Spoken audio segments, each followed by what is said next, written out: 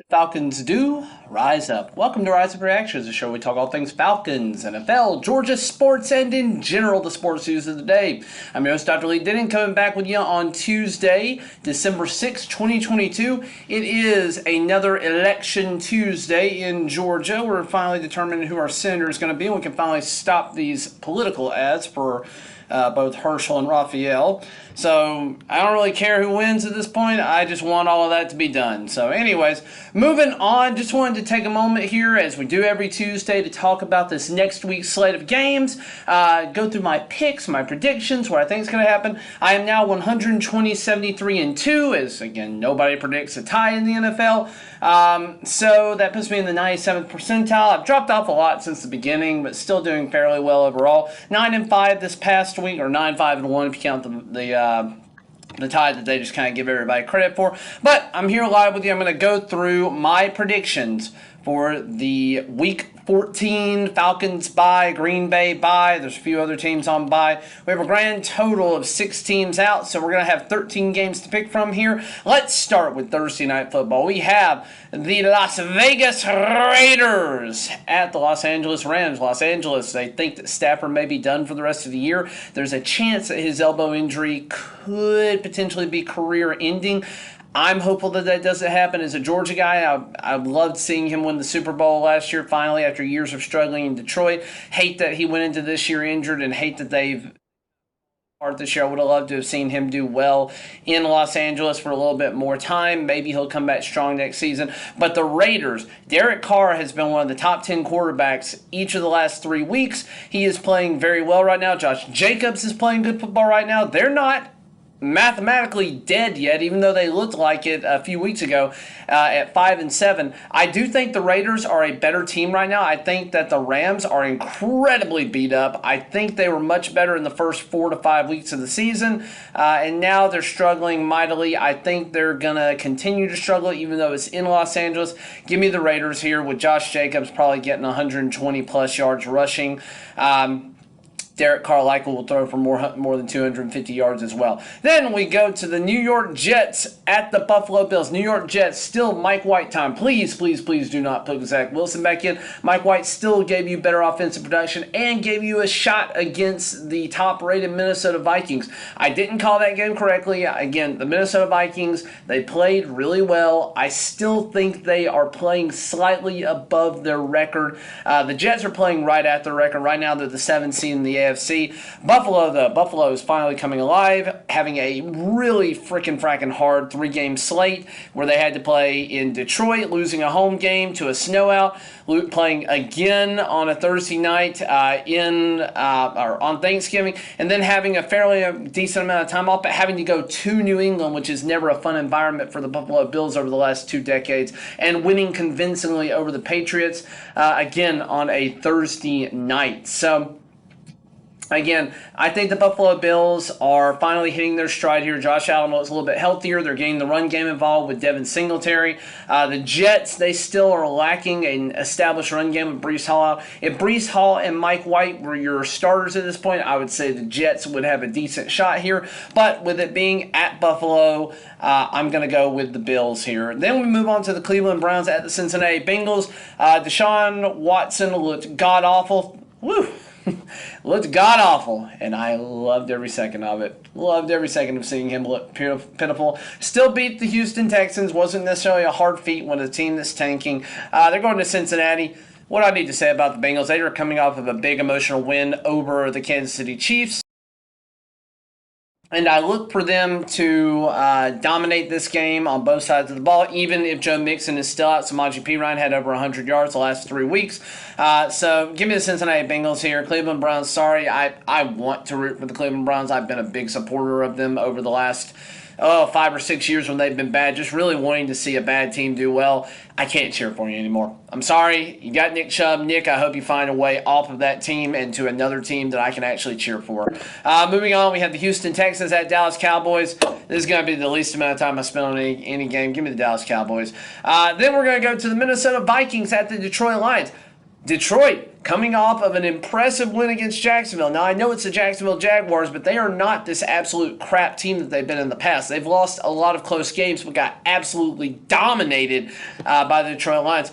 Minnesota Vikings are going to the Detroit Lions. Minnesota, again, they're a fairly complete football team overall. Their defense leaves a little bit to be desired. This was a very close game earlier in the season. I am going to pick the Detroit Lions for no other reason than I want to see Bedlam, and I want to see the Detroit Lions feel like they can make a push for that division at the end of it. Let's go Lions. Let's go DeAndre Swift. Let's go Jamal Williams. Let's go Goff. Everybody. And then Hawkinson got traded. I think Hawkinson will have a big game here as a revenge game for fantasy purposes, but give me the Detroit Lions here. Going to be a very close game. This will be probably the most entertaining 1 o'clock game to watch. Then we have the Jacksonville Jaguars at the Tennessee Titans. Tennessee Titans running well with Derrick Henry, but couldn't come up with a win this last week.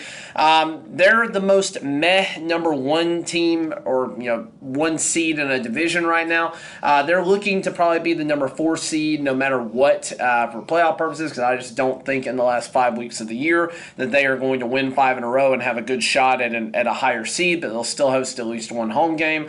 Jacksonville Jaguars coming off of a really bad loss to Detroit, and Trevor Lawrence getting a little bit hurt. Thankfully, he's not out for the season. Scary looking play didn't turn into anything bad. I do think Tennessee wins this game. It will be close, so it would not surprise me if Jacksonville comes out and tries to avenge their loss from last week. But again, I'm going to go with the Tennessee Titans here. And then we have the Philadelphia Eagles at the New York Giants. New York coming off a tie with the Washington Commies. Philadelphia Eagles are still looking like an amazing team overall. Jalen Hurts looking like an MVP right now. I can't pick against the Eagles, even though it's in New York, it's in the Meadowlands.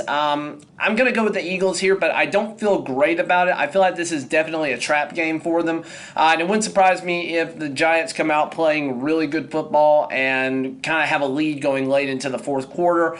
Philadelphia, I think, will probably have to find a way to come back to win just because it's a divisional game at the opponent's stadium against a team that's not nearly as bad as people thought they were going to be. So we're going to go with that route. Give me the Philadelphia Eagles. Baltimore Ravens. Looks like Lamar Jackson may be week to week. He's probably going to miss this week. Tyler Huntley, who has been a solid quarterback for you in the past, will be playing. They're going to Pittsburgh, coming off of a good first half against Atlanta and a rough second half. They still managed to come away with a win.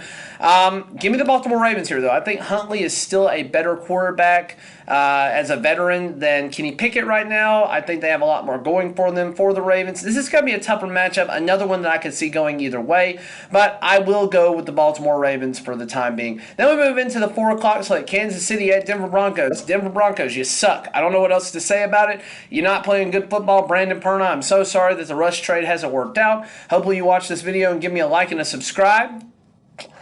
If you do that, I will buy some Benchwarmer brew from you, I promise. But anyways, Kansas City Chiefs, I think they're going to beat the Denver Broncos. I would love to see Denver do well here, but Kansas City, I think, is going to be not even close. I think they're going to be upset over the loss to the Bengals, and they're going to come out firing on all cylinders. Then we have the Tampa Bay Buccaneers at the San Francisco 49ers.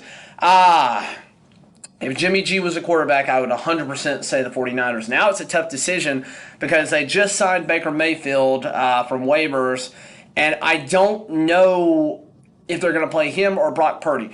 Now, it makes a whole lot more sense to play Mr. Irrelevant against the Tampa Bay Buccaneers. He played really well against a good Miami team. A little suspect on defense. This will be a much harder defense for him to go up against. But they're in San Francisco. I still think the Tampa Bay Buccaneers having to come back for 2 late touchdowns in the last game against the Saints.